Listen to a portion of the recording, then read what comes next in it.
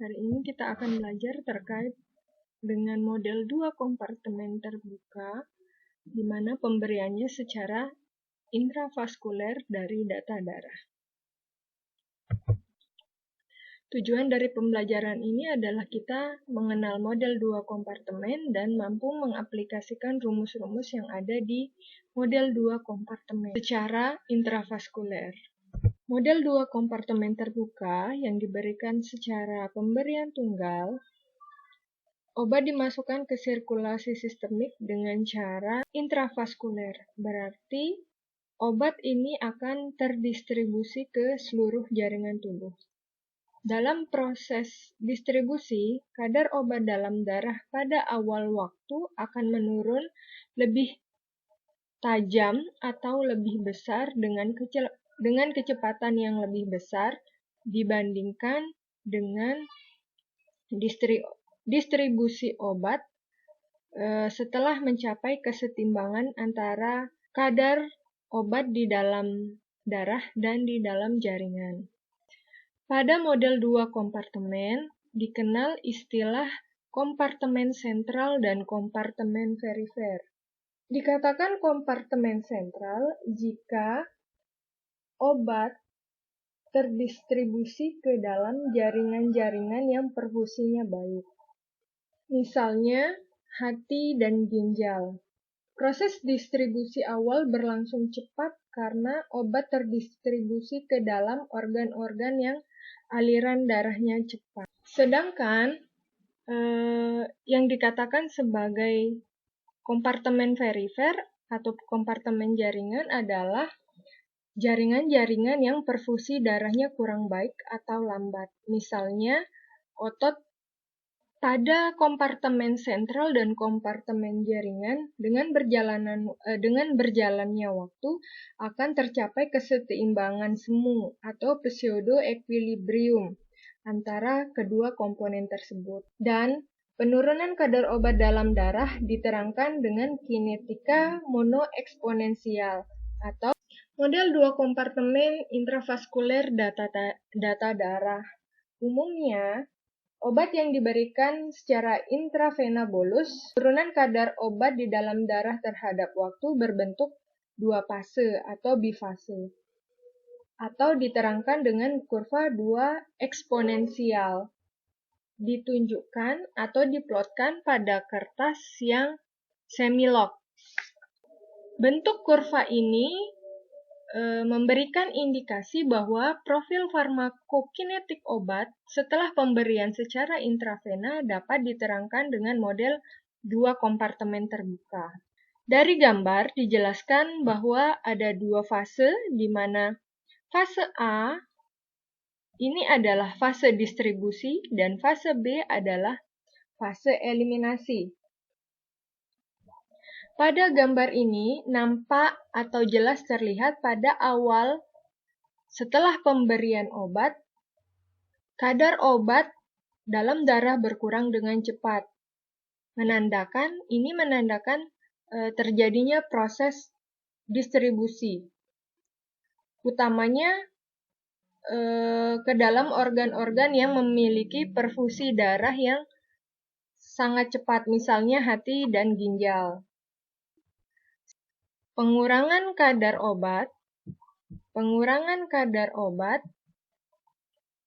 berlangsung lebih lambat dibandingkan dengan penurunan kadar obat di fase yang pertama. Karena obat sudah memasuki fase eliminasi, di mana pada proses ini ada terjadi proses metabolisme dan ekskresi.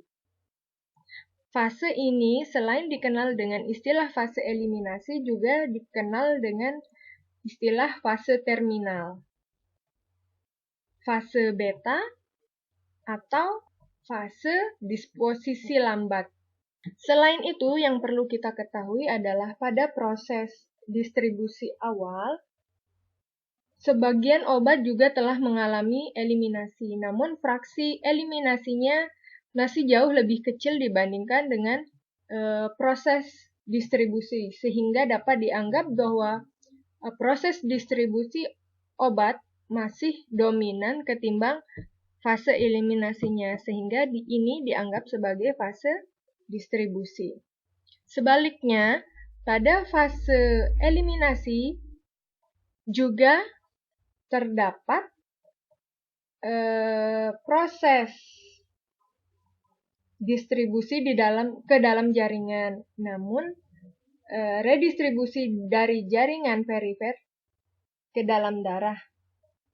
Namun, porsi distribusinya lebih kecil, sehingga pada proses ini, disposisi obat ini adalah lebih ke proses eliminasi.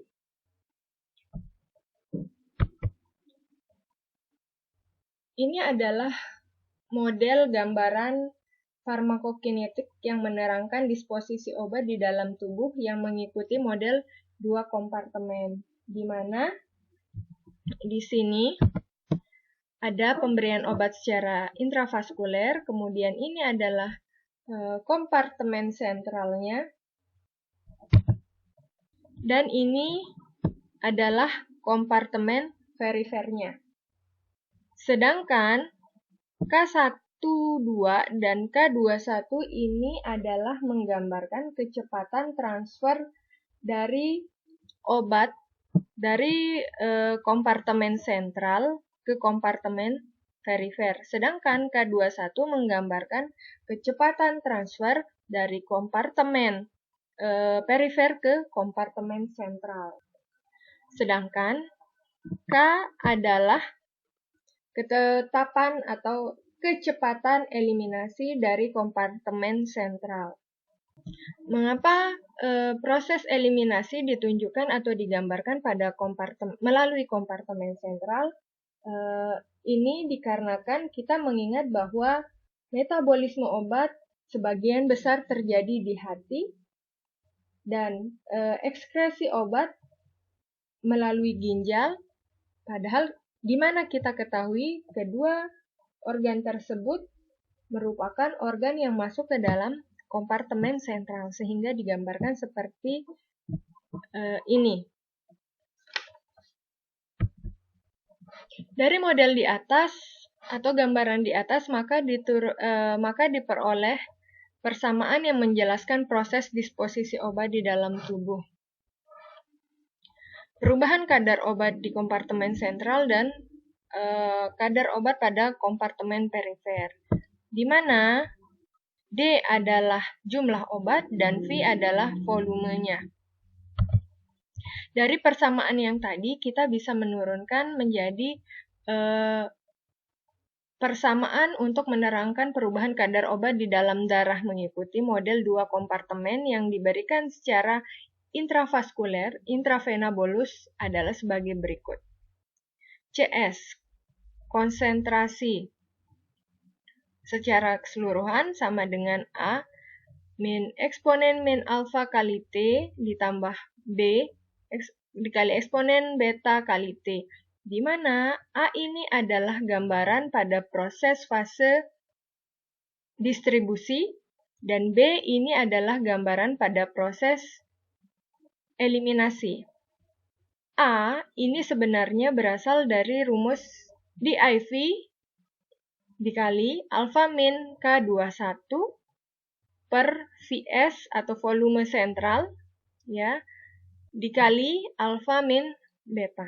A ini bisa diperoleh dari intercept pada persamaan regresi proses distribusi dan alfanya adalah slope-nya. Begitu juga dengan B. B adalah intercept dari fase eliminasi dan beta adalah slope dari fase eliminasi. Ini adalah beberapa parameternya, bisa dilihat nanti ya.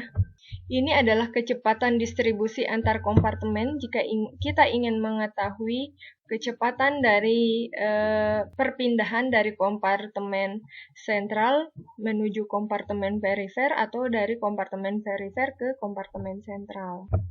Sedangkan jumlah obat dalam kompartemen jaringan kita bisa menghitung dengan rumus ini. K kecepatan perpindahan dari kompartemen sentral ke kompartemen perifer dikali dengan dosis IV bagi dengan slope-nya ya, kemudian dikurangi dengan slope pada fase eliminasi dikali dengan eksponen proses slope dari fase eliminasi dikurangi dengan eksponen slope dari fase distribusi dikali T. Di sini saya sudah menyiapkan contohnya. Dari contoh, ini dicontohkan ada sebuah antibiotik yang dosisnya 100 mg diberikan kepada pasien dengan berat badan 60 kg. Kemudian, ketersediaan hayatinya itu ada 75%. Setelah itu dilakukan penyemplingan data kepada pasien dan diperoleh data sebagai berikut. Di sini ada 13 titik pengambilan dan waktu pengambilan, dan di sini ada kadar yang menerangkan kadar obat di dalam darah pada waktu pengambilan. Kemudian yang dipertanyakan adalah buatlah persamaan perubahan obat dalam darah, kemudian tentukan nilai parameternya, lalu perkirakan jumlah obat yang masih berada dalam tubuh setelah 12 jam pemberian, dan jika diketahui minim MIC-nya 3 mg per liter, berapa durasi efektivitas dari antibiotik tersebut. Penyelesaiannya masih sama dengan seperti yang kemarin. Kita buat dulu grafiknya. Ternyata dari grafik ditunjukkan bahwa ini terjadi grafik bifase. Ada proses distribusi dan proses eliminasi. Setelah kita mengetahui ini adalah model 2 kompartemen, maka yang pertama kita lakukan adalah untuk membuat persamaan, kita akan melakukan regresi linier pada fase eliminasi terlebih dahulu karena kita menggunakan model residual. Kita ambil titik-titik yang ada pada fase eliminasi. Sehingga pada titik fase eliminasi tersebut kita akan mendapatkan nilai B dan nilai betanya. Ini adalah data yang digunakan, regresi antara waktu versus dengan len kadarnya. Saya mengambil 3 sampai 16 waktu pengambilan. Jadi di sini ada 6 titik sehingga diperoleh nilai alfa A sama dengan 1,95, B-nya atau slope-nya adalah min 0,076 dan koefisien regresinya adalah dan koefisien korelasinya adalah 0,999. Dari persamaan ini kita akan menggunakan untuk mencari fase distribusi, di mana pada fase distribusi untuk mendapatkan kadar ekstrapolasi kita akan menggunakan rumus dari yang ditemukan pada fase eliminasinya, sehingga untuk membuat persamaan regresi linier yang menggambarkan fase distribusi, kita menggunakan hubungan antara waktu versus dengan len kadar residualnya. Ya, ini sebenarnya bisa kita gunakan sampai dengan titik atau waktu ke 1,25, tapi dari hasil koefisien korelasinya lebih mendekati yang lebih bagus atau lebih mendekati 1 itu dengan 3 titik. Jadi saya menggunakan 3 titik. Sehingga diperoleh alfa A sama dengan 5,318 dan B sama dengan min 2,482 dengan koefisien korelasinya min 0,999. Sehingga diperoleh persamaan sebagai berikut ini. Yang pertama, kita seperti contoh yang di depan, kita tentukan persamaannya, tinggal dimasukkan saja ya. Ini berarti persamaannya ada yang untuk fase distribusi dan fase eliminasi. Kemudian nilai parameternya nanti bisa dicari sendiri. Sedangkan ini perkiraan jumlah obat yang berada dalam tubuh setelah 12 jam, otomatis kita akan mencari konsentrasi pada waktu 12, sehingga nanti T-nya diganti dengan 12. Ketemu 2,726 mikrogram per mili dalam jam. Sehingga untuk jumlah obatnya menjadi konsentrasinya atau kadarnya dikali dengan volume distribusi. Sehingga diperoleh perkiraan jumlah obat yang ada di dalam tubuh setelah 12 jam itu adalah 20,916 mg dengan konsentrasi 2,726. Kemudian yang keempat, berapa durasi efektivitas karena diketahui minimal konsentrasinya ya di sini adalah 3, maka durasinya adalah atau waktu efektifnya itu pada waktu ke 10 jam 7.42. Begitu saja mungkin untuk pertemuan kali ini, semoga bermanfaat. Untuk fungsi